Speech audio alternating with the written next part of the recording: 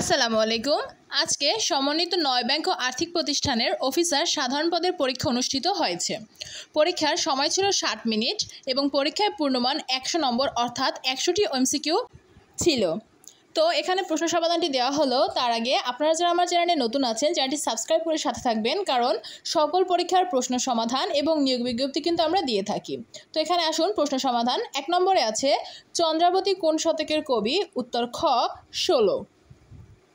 ২ নম্বর নাছোড়বান্দা অর্থ প্রকাশ করে কোন বাগধারা? উত্তর গ চীনে যোগ। ৩ নম্বরে আছে মুহূর্তের কবিতা কার লেখা কাব্যগ্রন্থ? উত্তর খ ফররুখ আহমদ। ৪ নম্বরে আছে দ্বিস্বর ধ্বনিযুক্ত শব্দ কোনটি? উত্তর ক মৌল। ৫ নম্বরে আছে অশ্বের চালক এক কথায় কি হবে? উত্তর গ সাদি। ৬ নম্বর ইউসুফ জুলেখা কাব্য কার শাসনামলে রচিত হয়? উত্তর ক গিয়াসউদ্দিন আজম শাহ। ৭ নম্বর অন্যান্য শব্দের উচ্চারণে কয়টি অক্ষর পাওয়া যায়? উত্তর খ ৩। ৮ নম্বরে আছে তোমাকে যেতেই হবে এ বাক্যে যেতে শব্দের সঙ্গে যুক্ত ই এর ব্যাকরণিক পরিচয়? উত্তর খ বলক। ৯ নম্বরে আছে বিদ্রোহী কবিতার ব্যবহৃত প্রতিচা পৌরাণিক চরিত্র কোনটি? উত্তর গ অরফিয়াস। ১০ নম্বরে আছে ডক্টর মোহাম্মদ শহীদুল্লাহ রচিত বাংলা ভাষা বিষয়ক গ্রন্থ কোনটি? উত্তর ঘ বাংলা ভাষার ইতিবৃত্ত। এরপরে ১১ নম্বরে আছে ক্রিয়াজাত অনুষঙ্গের উদাহরণ আছে কোন বাক্যে? উত্তর ক ভালো করে কাজ করো। ১২ নম্বর গ্রিক নাটক ইডিপাস বাংলায় অনুবাদ করেন কে? উত্তর ক সৈয়দ আলী আহসান।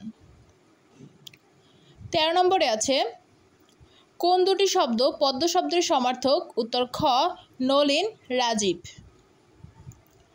১৪ নম্বরে আছে ময়মনসিংহ গীতিকার দেওয়ানা মদিনা পালা কার তৈরি? উত্তর ক মনসুর বয়াতি। ১৫ নম্বরে আছে এপিস্টেমোলজি শব্দের বাংলা পরিভাষা কি? উত্তর ক জ্ঞান তত্ত্ব। ১৬ নম্বরে আছে মুসলিম সাহিত্য সমাজের মুখপত্রের নাম কি? উত্তর ঘ শিখা। ১৭ অভিধানে কোন শব্দটি আগে বসবে? উত্তর ক চাপা।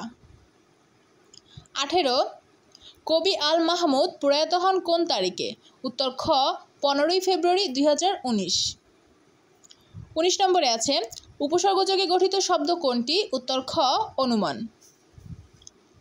২০ নম্বরে আছে রবীন্দ্রনাথ ঠাকুরের কোন সাহিত্যকর্মে প্রত্যক্ষভাবে বাংলাদেশ প্রসঙ্গ আছে? উত্তর গ ছিন্নপত্র। ২১ নম্বরে আছে কোন বানানটি প্রমিত নয়? উত্তর খ যাত্রাভিমান। ২২ নম্বরে আছে ৫২র ভাষা আন্দোলনের প্রেক্ষাপটে রচিত নয় কোনটি? উত্তর ঘ চিলেকোঠার সেপাই। ২৩ সৈয়দ ওয়ালিউল্লাহ রচিত উপন্যাসিকা কোনটি? উত্তর ঘ শিম কিভাবে রান্না করতে হয়। ২৪ নম্বরে আছে রঙিলা নায়ের মাঝি কার লেখা? উত্তর গ জসিমউদ্দিন।